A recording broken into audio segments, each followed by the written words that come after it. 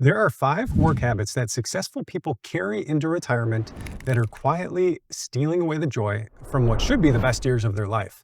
Most of us assume that the habits that built our careers are going to translate just fine, or that they'll naturally fade once the alarm clock stops going off. But after helping people retire for 17 years at Streamline Financial, we've learned that they don't fade usually. They actually follow you home after retirement, and they pile up like unopened boxes in the garage of your new life. Here's what we've actually seen though. The people who have the best retirement are the ones who started unpacking those boxes early. So today we're walking through 5 habits to leave at the office before you retire. So when that day finally comes, you actually walk out free. And the final habit is the hardest, but the most important one to drop. By the way, I'm Dave, and this guy right here is Tim. He's the CEO at Streamline Financial, and he's the perfect person to join me on this subject. So habit number 1 to leave behind is the work scoreboard. For 30 years, a good week meant checking off some big work project. That meant 1 point for the home team. Having a week where nothing big got accomplished was a point for the away team. Bring that scoreboard into retirement and it'll quietly tell you that every week of the rest of your life might feel like a wasted one. Think about this. Every unit of time we live in is decided for us. The day is decided by the sun. The month is decided by the phases of the moon. The year is the rotation around the sun, but the week was created at the beginning of time.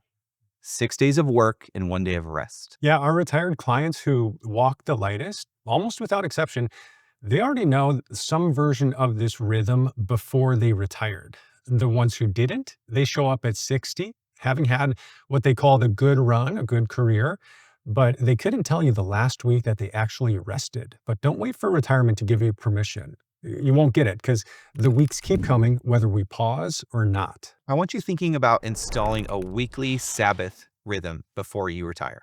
And it doesn't even have to be an entire day. For our family, with where we're at, it's literally a 4-hour block.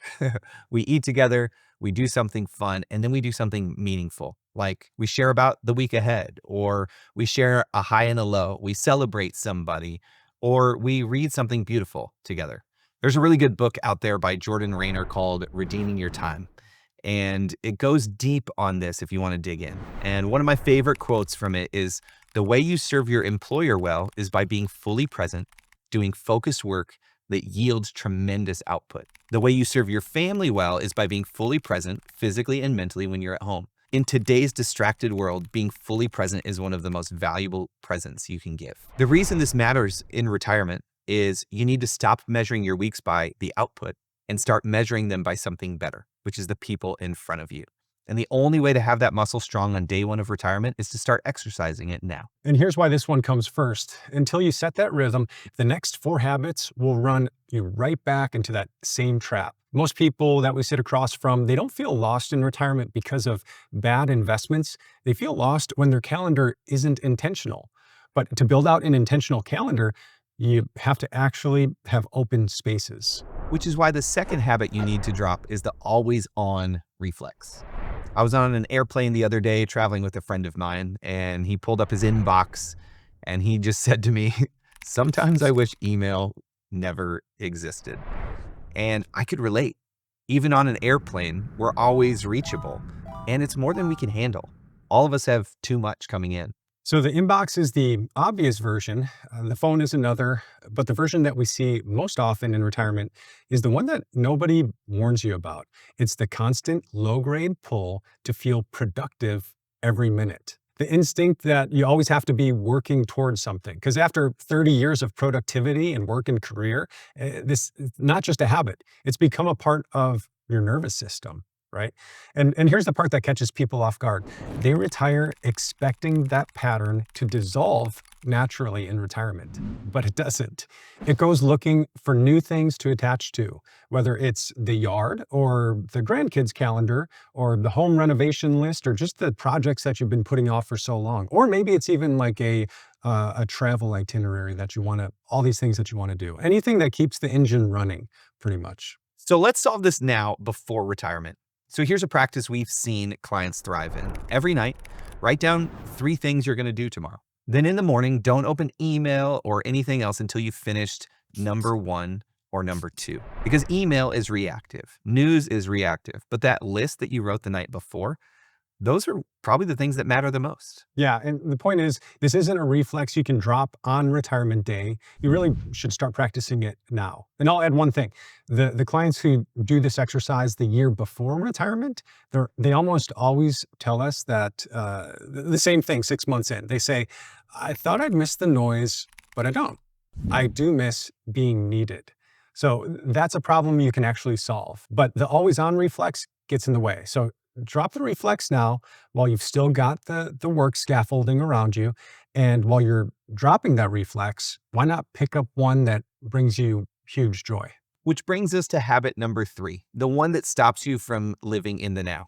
Most people are wired to keep looking around the corner. We're conditioned to ask, what's next, instead of enjoying what's right in front of us. And wanting to strive for new things, it's not inherently bad, but it can rob you of the joys of retirement. To fix this, it's not necessarily slowing down. Instead, it's learning how to celebrate. It's kind of like a kid eating dinner while they're already asking for dessert or looking for dessert. We see that a lot at my house. They're eating so fast to get what's next, they aren't even tasting their food. And we see this version of it constantly. People walk into retirement with a big checklist of all these things they want to do. The trip, the project, hobby, another trip, another project, another hobby they want to do. And they grind through it the same way that they grinded through their job without pausing to celebrate the milestones. And look, we're not asking you to become a one-person party planning committee. The celebrations, they don't have to be even huge or over the top. It's about making them just 20% bigger than normal. And for some of us, that simply means stopping to acknowledge an achievement in the first place. So practice right now. Close a deal, take your spouse out and celebrate. Your kid has a birthday, do something a little extra this time around. This is kind of like that peak end rule that you talk about based on Daniel Kahneman's research, that people remember their experiences by the highest moment and also how that moment ended. So do something to make that birthday stand out from all the others. In my family, we have a tradition. There's a book called Every Moment Holy by Douglas McKelvey. And every birthday in our family, we read a blessing from it about the person whose birthday it is. And my wife and I, we have to switch off doing this because whoever reads it cries the most. And all we're trying to do is mark the moment and say, hey, you really matter. We're so grateful for the story that's being written in your life and that we get to not only be bystanders, but participants in it. And we get to watch you grow into who you were made to be. And this practice of gratitude, it's something to install before retirement, because retirement will only amplify whatever rhythm you already had. Dave, you've talked about this on the channel for years now. Yeah, something we call the deathbed test. Are you going to wish that you closed one more deal? Or are you going to wish that you enjoyed the moment more? I'll tell you, every single client I've seen walk into retirement light, they had always started answering that question years before they retired. They marked their kids' college acceptance. They marked the closing of a hard project. They marked the anniversaries that weren't the round numbers.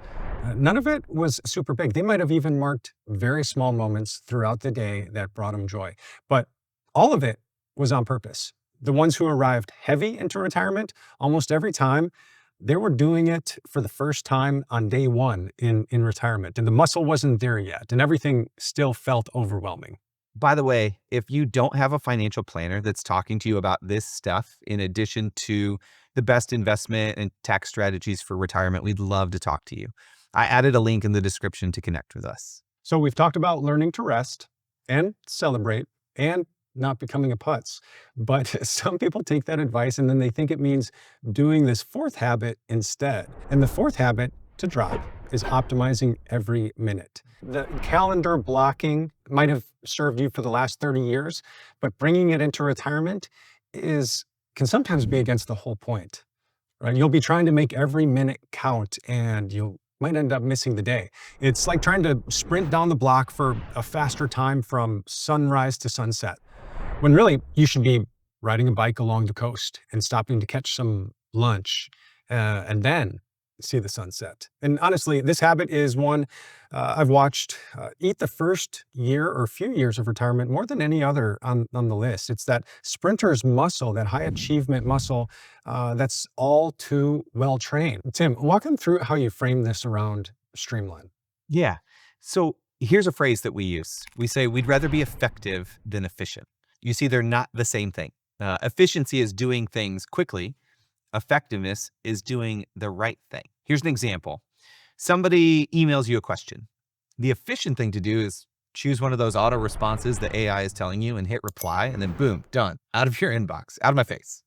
The effective thing is maybe you notice something in that message that raises a little bit of a flag, maybe not a red flag, maybe a yellow one. And instead you decide to give them a quick call and say, hey, tell me more about that. And the retirement parallel looks like this. The efficient Tuesday in retirement is 6 errands and a mowed lawn. And the effective Tuesday is one where you actually had the long conversation with your wife that you've been meaning to have for years. There's a great book on this called Winning the Week by Demir and Carrie Bentley. The whole idea is that you don't have to win every day. We all have bad days, but you can almost always redeem the week. So instead of optimizing every minute, play the long game. Play week to week, maybe even month to month. And in retirement, sometimes winning the week just means being present for it. The healthiest people that I know, they ask, did the people I love feel valued this week? If the answer is yes, you've won. Now, there's one more habit to drop before retirement, and it's surprisingly the hardest for every retiree that we work with. Habit number 5 to drop is saving without spending. If you spent 30 years optimizing for more deposits, your nervous system is going to fight every withdrawal during retirement.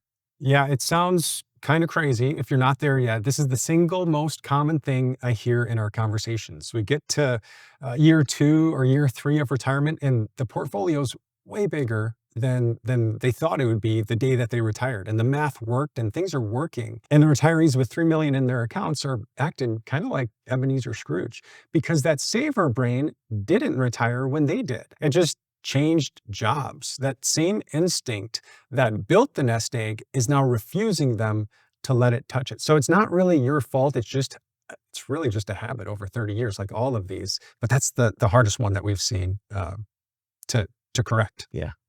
And it makes me think of, this sounds weird, but the discipline of fasting. You practice restraint for a window, and then after the window's over, you actually enjoy eating. You see, the restraint isn't the goal, it's the enjoyment that is. I was watching it with my kids.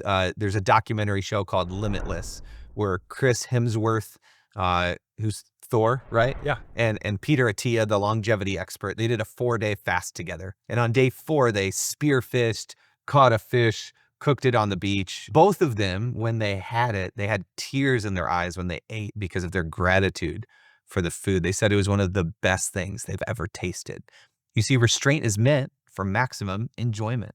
And right now, most of you are coming to the end of your restraint window. The whole point of all this savings was the delayed gratification.